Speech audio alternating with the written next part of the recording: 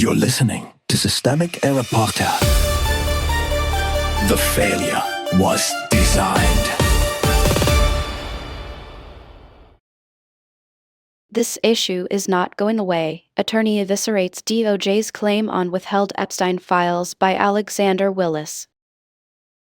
Former state attorney Dave Ehrenberg took aim at the Trump administration on Sunday over its explanation as to why a series of accusations against President Donald Trump were withheld from the DOJ's recent release of files on Jeffrey Epstein, an explanation he called unlikely. In February, it was discovered that several records from a woman who accused both Trump and Epstein of sexual assault were missing from the DOJ's release of files on Epstein. Last Friday, the DOJ released the records in question, claiming that they had been withheld due to being mistakenly labeled as duplicates. Appearing on MS Now, Alex Witt reports Sunday, Ehrenberg, a former state attorney of Palm Beach County, Florida, was asked what he thought of the DOJ's explanation and whether he thought it was plausible. "It is unlikely that they were duplicates or they thought they were duplicates," Ehrenberg said bluntly. "Remember, this 13-year-old girl who came forward and made these allegations, she had 4 separate interviews with the FBI.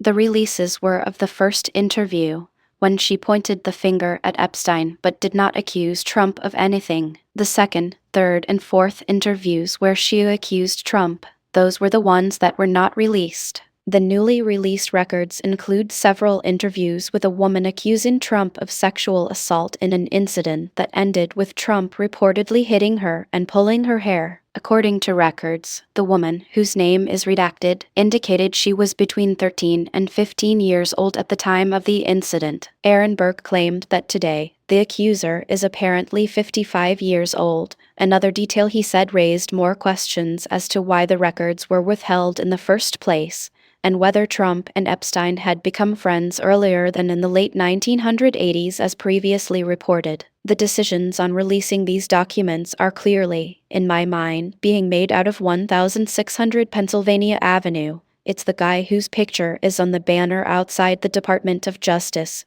Ehrenberg said. "This issue is not going away. Those allegations were before, apparently, Trump had met Epstein, so that's where another layer of questions come in. So there still needs to be more digging here." Due to the sheer volume of Epstein-related materials released by the DOJ, many of the documents contain unverified, uncorroborated allegations that do not constitute evidence and do not establish wrongdoing. Trump is not facing any criminal charges or investigations related to the allegation.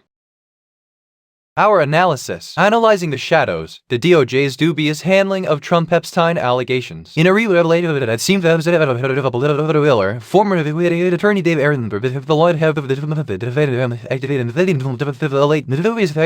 the Department of Justice's DOJ latest stumble mislabeling crucial records as duplicates and subsequently withholding them reeks of more than just administrative error. It smells distinctly of deliberate obfuscation. The duplicate excuse, unlikely at best. Ehrenberg's blunt dismissal of the DOJ's duplicate explanation cuts through the bureaucratic doublespeak with the precision of Occam's razor. The likelihood of such a mistake, especially considering the gravity and sensitivity of the allegations, stretches credulity to its breaking point. The narrative being sold here that of an innocent clerical error fails to hold up under even the most lenient scrutiny. Consider the context. A 13-year-old girl, now apparently 55, bravely came forward with allegations of sexual assault against 2 of the most powerful figures of our time, Trump and Epstein. Her testimony spanned 4 separate interviews with the FBI, yet only the initial interview, which did not implicate Trump, saw the light of day until recently. The omission of the subsequent interviews, precisely those accusing Trump, from the DOJ's release is a glaring red flag. It suggests a selective transparency that serves more to protect reputations than to disclose the truth. A friendship shrouded in questions. Ehrenberg's insinuations about the timeline of Trump and Epstein's friendship add another layer of intrigue. The allegations predate the late 1980s, the previously understood beginning of their association. This revelation not only calls into question the depth and nature of the relationship, but also the extent to which it may have been shielded from public scrutiny. The specter of influence. Aaron Berg points a damning finger at 1600 Pennsylvania Avenue, suggesting that the decisions regarding the release of these documents were influenced by the highest levels of political power. This is a grave assertion, hinting at a corruption of justice that transcends individual departments and seeps into the very core of our governing institutions. If true, it represents a systemic manipulation of legal mechanisms to serve personal or political ends, undermining public trust in the very foundations of our democratic system. The need for further digging. While it's important to note that many of the Epstein-related materials contain unverified allegations, the selective withholding of certain records necessitates further investigation. The fact that Trump is not currently facing any criminal charges related to these allegations does not absolve the DOJ of its duty to maintain transparency and impartiality in its proceedings. Conclusion: a systemic error. The handling of the accusations against Trump in relation to Epstein is emblematic of a larger, more insidious problem within our political and judicial systems. The apparent attempt to obscure incriminating evidence, whether through incompetence or intentional deceit, is a systemic error that demands correction. It's not just about the potential crimes of individuals, it's about the integrity of our institutions. As we continue to unravel the complex web of connections and allegations surrounding Epstein and those in his orbit, it is imperative that we demand accountability, transparency, and justice. Anything less would be a disservice to the victims and a dereliction of our collective responsibility as a society.